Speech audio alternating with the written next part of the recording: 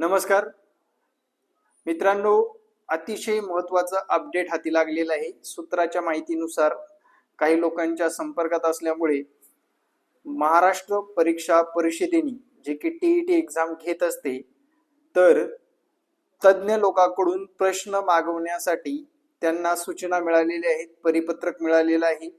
आता आपल्याकडे 4च महिने बाकी आहेत।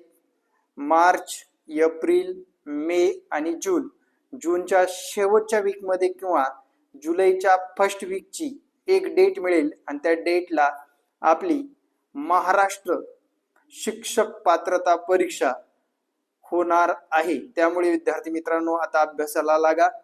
अधिकची माहिती दिलेल्या संपर्क क्रमांकावर तुम्ही संपर्क साधून घेऊ शकता।